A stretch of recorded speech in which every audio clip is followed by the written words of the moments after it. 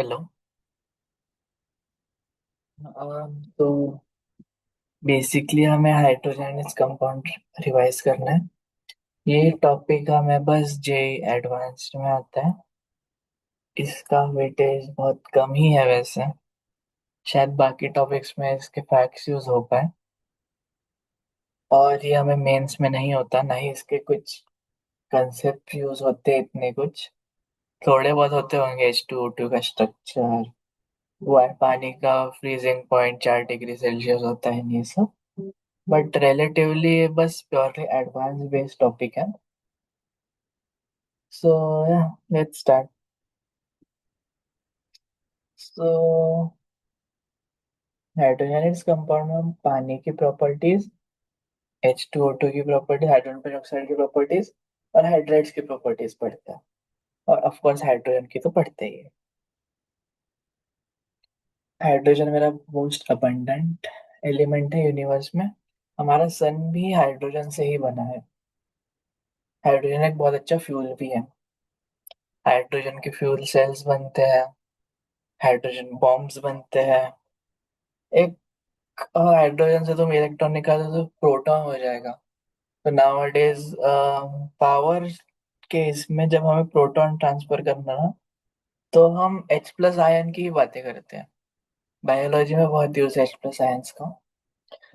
तो इसके आइसोटोप्स होते हैं, तो हमें पता है प्रोटियम, ड्यूटेरियम और ट्रिशियम होता है। इसकी कॉन्सेंट्रेशन बहुत कम होती है और ये रेडियो एक्टिव होता है। ड्यूटेरियम की भी कमी होती है और मोस्टली मेरा प्रोटियम ही एक्सिस्ट करता है। इनकी फिजिकल प्रॉपर्टीज डिफरेंट होती है बिकॉज इनका मास अलग है। बट इन केमिकल प्रॉपर्टीज सेम ही होगी because at the end proton तो एक ही। अब मेल्टिंग पॉइंट, बॉइलिंग पॉइंट का ये हम van Waal force of attraction से ऑर्डर देते हैं। इसका मास ज्यादा है तो HDT।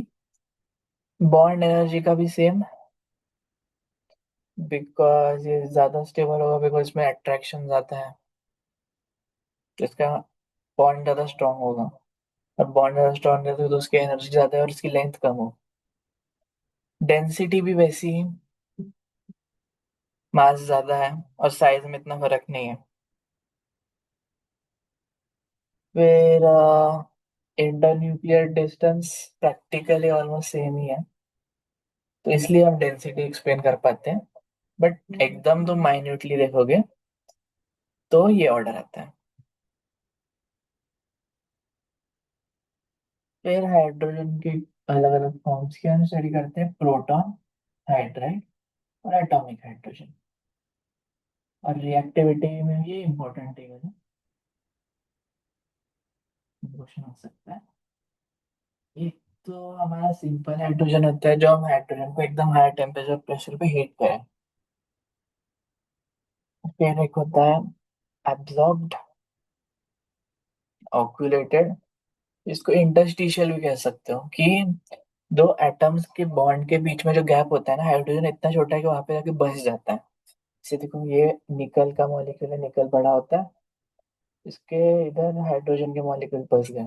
तो इसलिए हम हाइड्रोजनेशन रिएक्शन में निकल, पैलेडियम, प्लेटिनम यूज करते हैं, उसके उन पे पहले से ही हाइड्रोजन होता है।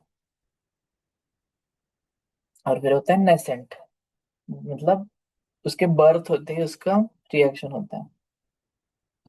जैसे मेरा ये रिएक्शन है जिंक का एसिड के साथ, तो हमारा 2H निकला सपोज। ये 2H कम H2 बनने के पहले जो H है उसको हम कहते हैं नेसेंट। जैसे यहाँ पे तो हमने आर्टिफिशियल सिर्फ हाइड्रोजन को रिएक्ट करवा के बनाया, ये वाला तो हमारा बस एग्जिस्ट कर रहा है। ये वाला हमने हाइड्रोजन को गर्म करके बनाया। और ये वाला जो है, ये रिएक्शन के बीच में जो बन जाता है वो है। फिर हमें एम्फोटेरिक मेटल्स की सीरीज पता है कि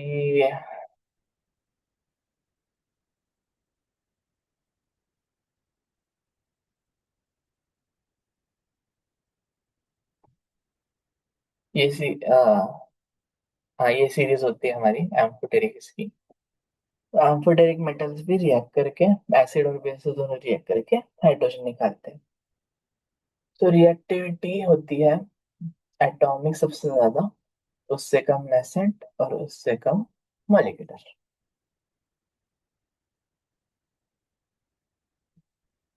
इसको तुम ऐसे समझ सकते हो कि एटॉमिक को तोड़ने के लिए हमने एनर्जी दी, ये रिएक्शन में बन गया और ये सिंपली एग्जिस्ट करता है, तो हमने एनर्जी दी मतलब वो पहले स्टेबल था।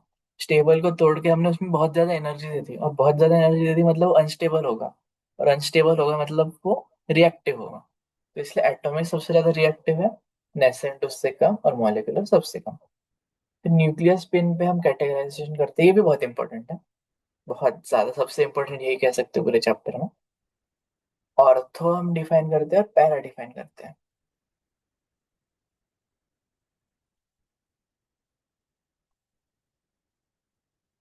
कि केमिकल प्रॉपर्टी सेम होती है, फिजिकल प्रॉपर्टीज अलग होती है। इसमें जो मेरा इलेक्ट्रॉन का स्पिन है, नहीं, यू नो व्हाट, जो हाइड्रोजन का स्पिन है वो न्यूक्लियस के स्पिन जैसे होता है, तो वो रिपेल करते हैं।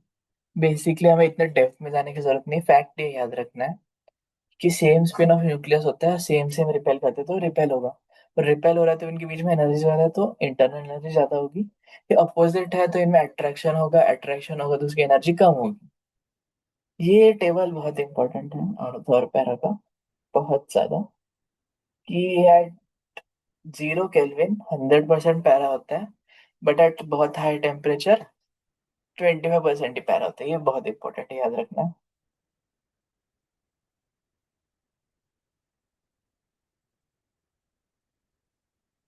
इसको ऐसे याद रख सकते हो कि ओ आता है फिर पी आता है, तो ओ पहले आता है तो पहले कम था और फिर बाद में बढ़ गया। हाइड्रोजन हम बना कैसे सकते हैं तो हमें पता है, बहुत सारे चैप्टर्स में पढ़ा है। मेटल को तुम डाइल्यूट एसिड से रिएक्ट करो तो H2 निकाल देते हैं, एम्फोटेरिक मेटल को सोडियम या कोई भी बेस से रिएक्ट करो तो वो हाइड्रोजन निकालते हैं। फिर तुम H2 को हाइड्रोलाइज कर दो तो फिर तुम्हारा गैस निकलता है, ये याद रखना है कि कौन से किस पे क्या निकलता है। हाइड्रोजन हमेशा मेरा कैथोड पे निकलता है, ठीक है, क्योंकि कैथोड मेरा नेगेटिव होता है और कैटायंस मेरे पॉजिटिव होते हैं और H प्लस बनता है। H प्लस नेगेटिव की तरफ जाना चाहेगा तो कैथोड नेगेटिव होता है, इसलिए H प्लस हमेशा कैथोड पे ही मिलेगा, तो H2 हमेशा कैथोड पे ही आता है। फिर एक इनऑर्गेनिक का रिएक्शन है, वार्म BaCl2 को तुम निकल के इलेक्ट्रोड में इलेक्ट्रोलाइज करो तो बहुत प्योर हाइड्रोजन बनता है। NaCl का एक क्लोरोअल्काइल प्रोसेस हमने क्लास 10th में भी पढ़ा है। कैथोड पे हमेशा hydrogen, sodium metal Na plus बनता है तो वो कैथोड की तरफ जाके इलेक्ट्रॉन खाएगा, तो सोडियम मेटल भी कैथोड पे। और क्लोरीन Cl माइनस तो इलेक्ट्रॉन देगा एनोड पे, तो एनोड पॉजिटिव होता है। Reaction of steam on hydrocarbons और coke at high temperature in presence of catalyst. तुम एक हाइड्रोकार्बन लो, उसको पानी के साथ हाई टेम्परेचर पर रिएक्ट करवा दो निकल के कैटलिस्ट में, तो मेरा कार्बन मोनोऑक्साइड बाहर निकल के H2 बाहर निकलता है। ये रिएक्शन बहुत इंपॉर्टेंट है क्योंकि इसमें CO और H2 की जो गैस बनती है उसको हम कहते हैं वाटर गैस या सिन गैस या सिंथेसिस गैस। और को कार्बन मोनोऑक्साइड और नाइट्रोजन को एक साथ बोलते हैं प्रोड्यूसर गैस। तो ये रिएक्शन इंपॉर्टेंट है बिकॉज ये डायरेक्टली पूछते हैं कि सिन गैस कैसे बना होगा। तुम मीथेन लो या एल्केन लो, उसमें पानी डालो, उसको निकेल के प्रेजेंस में गर्म करो, तो मेरा कार्बन मोनोऑक्साइड और हाइड्रोजन मिलता है। ये रिएक्शन तुम्हें पता है, सीधा सीधा रिडॉक्स है। वाटर गैस शिफ्ट रिएक्शन और बॉर्श प्रोसेस, वेरी वेरी इंपॉर्टेंट, वही जो हमने बोला, मतलब एग्जैक्ट वो नहीं है, बट इसमें तुम कार्बन मोनोऑक्साइड लो, उसको पानी में डालो, और तुम Fe2O3 का कैटलिस्ट लो थोड़े हाई टेम्परेचर पे, तो तुम्हारी CO2 बन जाएगी, जो हम सोडियम आर्सेनेट से एक्सट्रैक्ट कर सकते हैं, और H2, सीधा सीधा। तो ये वाटर गैस शिफ्ट रिएक्शन कहते हैं इसको, ये बहुत इंपॉर्टेंट है। सीधा सीधा क्वेश्चन आता है, वापस कार्बन मोनोऑक्साइड को तुम पानी लो, उसको तुम हाई टेम्परेचर पे डालो Fe2O3 के प्रेजेंस में, तुम्हारा CO2 निकल जाता है और फिर H2 रह जाता है। और CO2 को तुम सोडियम आर्सेनेट से खींच सकते हो। ठीक है, फिर हाइड्रोजन की फिजिकल प्रॉपर्टीज तो ऑब्वियस है, कलरलेस होता है, ऑर्डरलेस होता है, टेस्टलेस होता है, कंबस्टिबल होता है, फ्यूल जैसे यूज होता है, हवा से लाइटर होता है, सबसे लाइटेस्ट एलिमेंट होता है। फिर हाइड्रोजन के कुछ रिएक्शंस हैं, ये तो हमें पता है। H2 + X2 हमारा HX बनाता है। ये रेट है, ये इंपॉर्टेंट है। रेट कैसे डिपेंड करता है?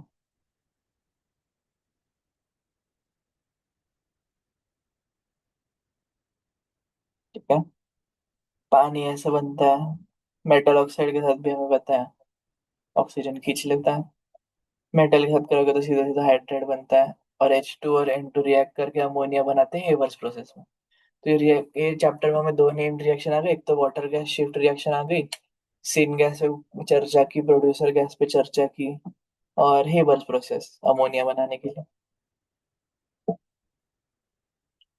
हैलोजिनेशन हम हाइड्रोकार्बन में बहुत अच्छे से पढ़ते हैं।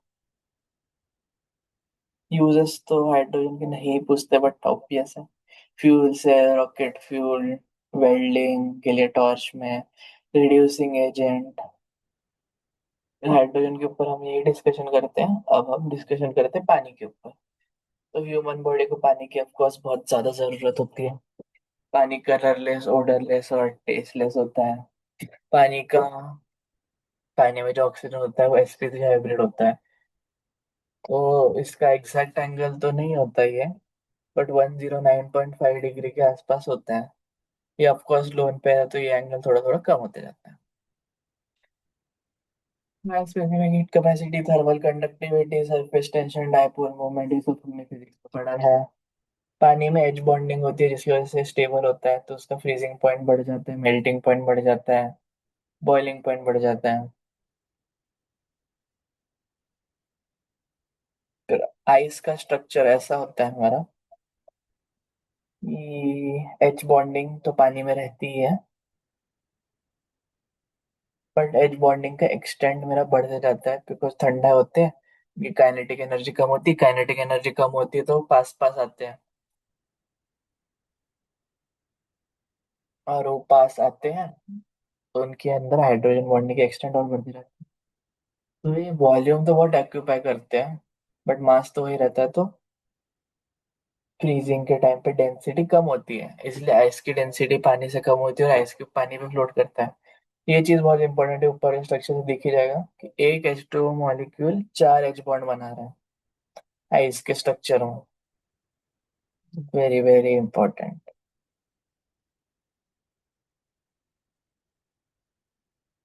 फिर ये डेटा है, मेल्टिंग पॉइंट को अगर वांडरवाल से एक्सप्लेन, ये भी वांडरवाल से explain, van der Waal van der Waal van der Waal. Van der Waal बस डाइलेक्ट्रिक कांस्टेंट में उल्टा हो जाता है। तो बाकी सब हम वांडरवाल से एक्सप्लेन कर सकते हैं, बस डाइलेक्ट्रिक में स्विच आ जाता है। ये भी बहुत इंपॉर्टेंट है। D2 मतलब ड्यूटेरियम का पानी। तो पानी के भी टाइप्स है, एक तो सॉफ्ट वाटर हो सकता है, फिर हार्ड वाटर हो सकता है। हार्ड वाटर में आयंस होते हैं जो सोप को प्रेसिपिटेट कर देते हैं ताकि सोप के साथ झाग मतलब लैथर ना बन पाए, फोम। और सॉफ्ट वाटर में आयंस इतने नहीं होते हार्ड, तो फिर वो लैथर बना पाता है। पानी हार्ड रहता है, मतलब उसमें आयंस रहते हैं, तो हार्डनेस परमानेंट हो सकती है या फिर टेम्पररी हो सकती है। तो टेम्पररी हार्डनेस होती है मेरी HCO3- आयंस की वजह से, और परमानेंट होती है मेरी क्लोरीन या सल्फेट आयंस की वजह से। इसको हम रिमूव करते हैं बॉइलिंग और क्लार्क्स मेथड से, इसको हम रिमूव करते हैं केमिकल मेथड से। ये सोप कैसे वर्क करता है उसका रिएक्शन है ये, इतना इंपॉर्टेंट नहीं। टेम्पररी हार्डनेस निकालने के लिए एक तो हम उसको बॉईल कर सकते हैं, जिससे HCO3 का आयन बनता ही नहीं और सीधा सीधा मेरा हाइड्रोक्साइड बन जाता है। ये इंपॉर्टेंट है। उससे इंपॉर्टेंट ये क्लार्क्स नेम्ड है। इसका रिएजेंट होता है मेरा कैल्शियम हाइड्रोक्साइड, स्लेक लाइन।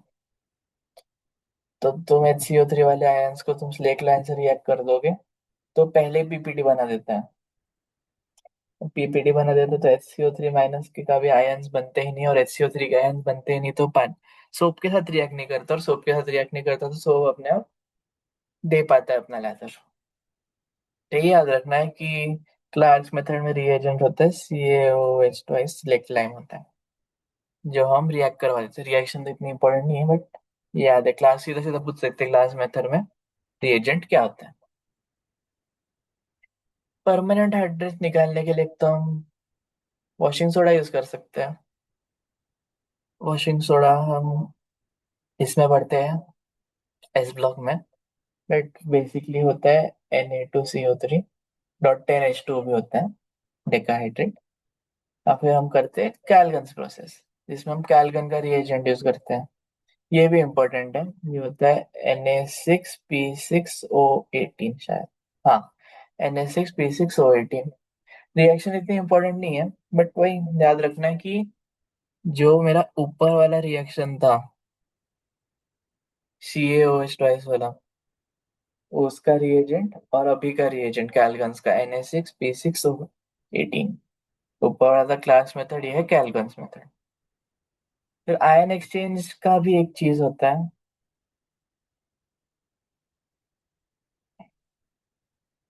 कि जियोलाइट हम यूज करते हैं।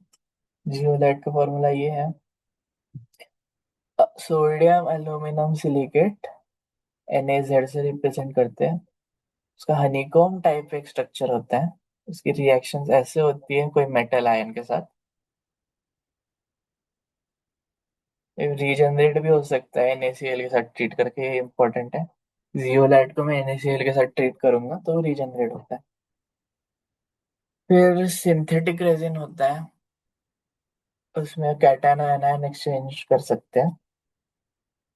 कि तुम एक कैटायन एक्सचेंजर में डालो, ये बड़ी चेन है कार्बन की, RH से रिप्रेजेंट करते हैं, इसको ROH से रिप्रेजेंट करते हैं। तो ये बेसिकली ना मेरे आयन्स खींच लेते हैं। ये एग्जाम्पल से कैसे दिखते हैं कैटायन एक्सचेंजर, ये इंपॉर्टेंट है। ये RH से रिप्रेजेंट होता है, ROH से रिप्रेजेंट होता है। ये कैटायन एक्सचेंजर होता है, मतलब कैटायन खींच लेता है। तो तुम Ca2 प्लस को इससे रिएक्ट करो तो ये Ca2 प्लस खींच लेगा और 2H प्लस बना देगा, और ये OH माइनस बना देगा। दोनों को साथ में करोगे तो प्योर पानी मिलेगा। The water obtained by this process is pure demineralized water और deionized water, इसमें कुछ आयंस नहीं होते। ठीक है, तो नेम्ड रिएक्शन कितने हो गए? एक वाटर सिन गैस वाली हो गई, एक उसके बाद हमने हेबर्स प्रोसेस पढ़ा, फिर अभी क्लार्क्स मेथड, कैलगन्स मेथड, चार है। और ये जियोलाइट वाला, और उसके बाद हमने कैटायन और एनायन एक्सचेंज पढ़ा। फिर H2O2 के बारे में हम पढ़ते हैं। उसका स्ट्रक्चर ऐसे ओपन बुक स्ट्रक्चर होता है, जैसे बुक दिख रहा होगा। ऑफकोर्स बहुत लेम जोक है, बट क्या कर सकते हैं, ये डेटा है। इसको डाइहेड्रल एंगल कहते हैं। डाइहेड्रल एंगल और OO की लेंथ गैस में ज्यादा होती है, और OOH का मतलब ये एंगल सॉलिड में ज्यादा होता है, और OH की लेंथ भी। तो ये याद ही रखना फैक्ट जैसे। तो इसको ऐसे याद रखो कि दो टाइप के एंगल है पूरे इसमें, और दो टाइप के लेंथ है। एक तो डाइहेड्रल मेरा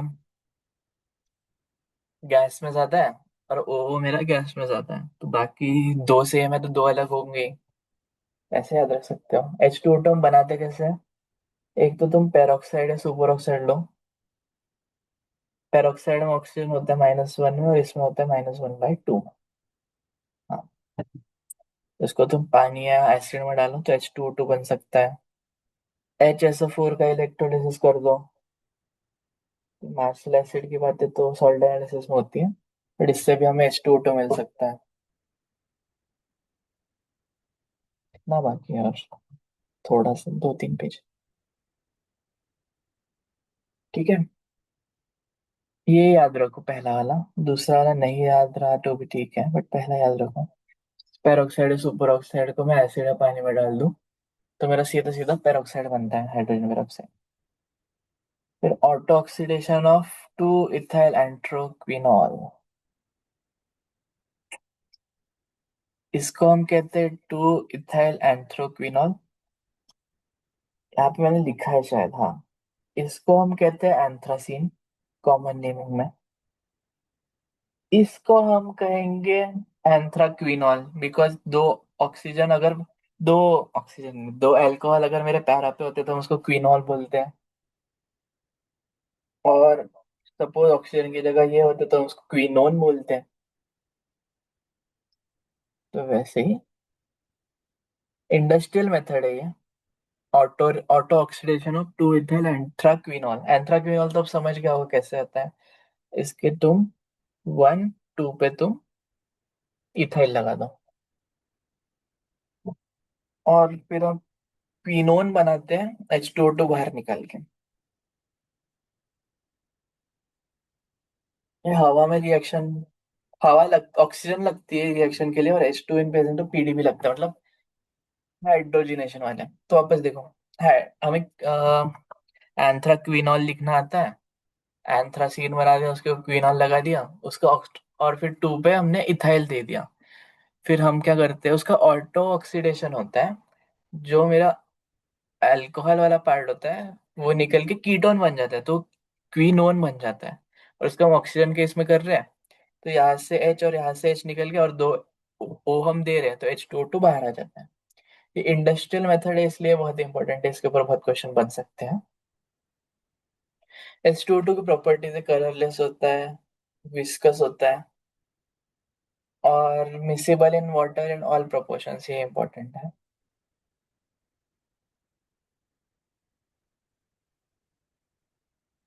इसके ऊपर तो इतने क्वेश्चन नहीं बनते हैं, मैंने तो देखे नहीं कभी। बट फिर भी आई रिसाइटेड कि H2O2 का बॉइलिंग पॉइंट ज्यादा होता है, मेल्टिंग पॉइंट इनका अप्रोक्सीमेटली सेम ही होता है, और डाइलेक्ट्रिक कांस्टेंट में पानी का ज्यादा होता है। उसमें भी पानी का ज्यादा था D2O से, ये एक्सेप्शन जैसे आ गया था, और इसमें भी पानी का ज्यादा है, तो इसको शायद याद रखना तो ऐसे कर सकते हैं, H2O का डाइलेक्ट्रिक कांस्टेंट एक्सेप्शनली हाई है, तो हम जब भी हाइड्रोजन चैप्टर में कंपैरिजन करेंगे तो उसका ज्यादा ही आना। ये एक इम्पॉर्टेंट फैक्ट है कि H2O2 को हम ग्लास या मेटल कंटेनर में नहीं रखते, बिकॉज उसमें अगर कभी एल्कली मेटल रहा तो H2O2 डिग्रेड हो सकता है। ग्लास में तो इसलिए नहीं रखते क्योंकि यूवी में रिएक्ट करके वो H2O2 और ऑक्सीजन में टूट जाता है। तो इसको हम प्लास्टिक जहाँ पे यूवी ना आ पाए, या फिर वैक्स लाइन ग्लास बॉटल में रखते हैं, ताकि यूवी ना आ पाए। इसकी एल्कली मेटल के साथ वाली रिएक्शन में ना एस ब्लॉक में डालिए। तो ये भी है कि यूरिया, ग्लाइसरॉल, फॉस्फोरिक एसिड, ये कैटालिटिक पॉइजन जैसे काम करते हैं, बिकॉज तुम प्लास्टिक लगा दो, कितना भी वैक्स लगा दो, कभी ना कभी तो यूवी उसको डिग्रेड कर ही देगी। तो तुम ये सब डालते हो ताकि उसका रेट कम हो जाएगी रिएक्शन का। H2O2 की रिएक्शन कैसे होती है, बहुत ऑक्सीडाइजिंग और रिड्यूसिंग एजेंट जैसे काम कर सकता है। ये एसिडिक मीडियम में ऑक्सीडाइजिंग एजेंट जैसे काम करता है, और बेसिक मीडियम में रिड्यूसिंग एजेंट जैसे काम करता है। बाकी तो रिएक्शन का uses, hair bleach, solvent, lead painting, air chlorine की जगह पूल्स में ब्लीचिंग होता है, ये हमने एनवायरमेंटल केमिस्ट्री में पढ़ा था। तो हम हाइड्राइड्स के बारे में पढ़ते हैं, छोटा सा ही है। हाइड्राइड्स 3 टाइप के होते हैं, कोवेलेंट, आयनिक, नहीं तो इंटरस्टिशियल। आयनिक हाइड्राइड, नहीं ये नहीं आता, ये इसमें नहीं आता। हाइड्रोकार्बन में आता है मेरा आयोनिक कार्बाइड्स के बारे में। तो अल्कली मेटल्स और अल्कलाइन अर्थ मेटल्स के हाइड्राइड को हम आयनिक हाइड्राइड कहते हैं। क्रिस्टलाइन सॉलिड होते हैं हाई मेल्टिंग और बॉइलिंग पॉइंट के साथ। इलेक्ट्रिसिटी कंपेयर करते हैं एक्वस और मोल्टेन स्टेट में। और हाइड्रोलिसिस पे एनोड पे देते हैं H2, ये इंपॉर्टेंट है। इसको इलेक्ट्रोकेमिस्ट्री के SRP से, स्टैंडर्ड रिडक्शन पोटेंशियल से एक्सप्लेन कर सकते हैं। और ये सारे पावरफुल रिड्यूसिंग एजेंट्स होते हैं।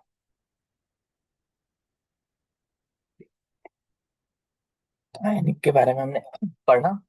इंटरस्टिशियल में डी और एफ ब्लॉक के बारे में, जो हमने ऊपर इंटरस्टिशियल हाइड्रोजन पढ़ा ना, वैसे ही होता है। Hydrogen occupy interstitial space in transition element. अरे नॉन स्टाइशियोमेट्रिक कोएफिशिएंट में करती है, इंपॉर्टेंट है। कभी 1.5 हाइड्रोजन जुड़ा है, कभी आधा हाइड्रोजन जुड़ा है। तो ऑफकोर्स ऐसा नहीं है ऐसा कुछ कंपाउंड बनाता होगा। और H160, बट स्टोइशियोमेट्रिक में ऐसे लिखेंगे, तो नॉन स्टोइशियोमेट्रिक होता है मेरा इंटरस्टिशियन। और हमने पढ़ा आयोनिक वाला, G1 और ग्रुप 1 ग्रुप 2 के बनाते हैं। फिर कोवेलेंट और मॉलिक्यूलर हाइड्राइड होता है नॉन मेटल के हाइड्राइड्स, मतलब HX जैसे हो गया। कोवेलेंट नाम एक्सप्लेन कर रहे हैं, covalent metal, covalent bonding. Soft होता है low boiling melting point, low conductor of electricity. ये डिकम्पोज होने पे H2 गैस निकालते हैं, और ये इंपॉर्टेंट है कि जनरली रिड्यूसिंग एजेंट होता है। तो that complete your hydrogen chapter. इसमें नेम्ड रिएक्शन से 4-5। फिर वो H2O और D2O का कंपैरिजन है। आइस का वो क्या है, एक H2O 4 बॉन्ड बनाता है। सिन गैस क्या होती है, प्रोड्यूसर गैस क्या होती है। फिर वो क्विनॉल, एंथ्राक्विनॉल, ऑटो ऑक्सीडाइज होकर एंथ्राक्विनोन बनाता है, 2 इथाइल एंथ्राक्विनोन, और फिर H2O बाहर निकलता है। ये इंडस्ट्रियल मेथड, ये इंपॉर्टेंट है। फिर वो कि गैस में डाइहीड्रल एंगल और ओ बॉन्ड की लेंथ ज्यादा होती है, और दूसरे में बाकी दोनों ज्यादा होते हैं। ये कुछ इंपॉर्टेंट चीजें हैं ये चैप्टर की। फिर बाकी तो wonder of force of attraction पे बहुत चीजें कंपेयर कर सकते हैं, एक्सेप्ट डाइलेक्ट्रिक कांस्टेंट। तो ये चैप्टर के लिए हमने एज अ हैक याद किया कि H2 का एक्सेप्शनली हाई होता है। तो H2O2 से भी ज्यादा है, और D2O से भी ज्यादा है। और बाकी सब हम wonder of force of attraction पे कंपेयर कर सकते हैं। सो या that's it, and thank you for studying hydrogen and its compounds.